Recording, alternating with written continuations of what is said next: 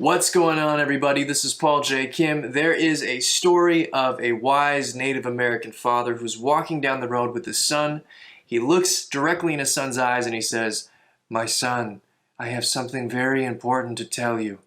Inside of me there are two wolves, a good wolf and a bad wolf."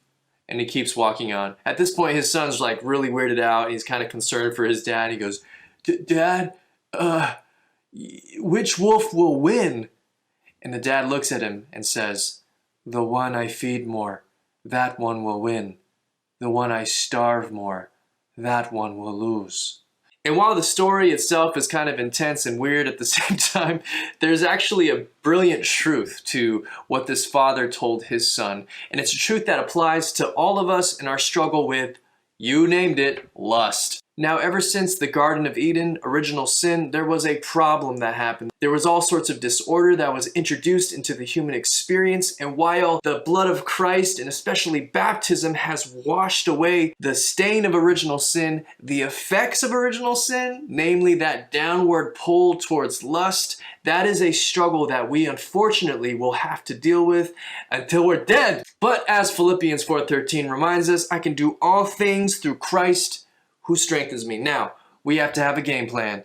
We need to starve that wolf of lust in ourselves. And how do we go about that?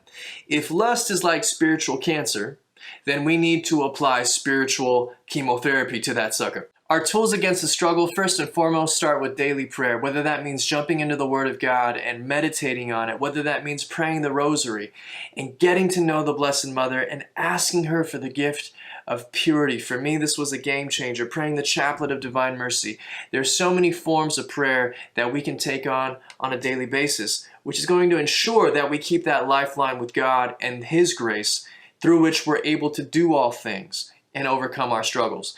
The next thing is the sacraments. We need that lifeline directly to God's grace. Frequent reception of Holy Communion, frequent confession. These are sure ways of overcoming the struggle, especially every time we fall into the sin of lust. Fear not, the Lord can forgive any sin. And in the words of Pope Francis, it's not God who grows tired of forgiving us, it's we who grow tired of asking for forgiveness. So get back in the game no matter how many times you fall. Another important idea is ensuring that we're standing guard at the door of our senses. So our vision, our hearing, our social media, the movies we watch, the shows we watch, the music we listen to, the accounts we follow.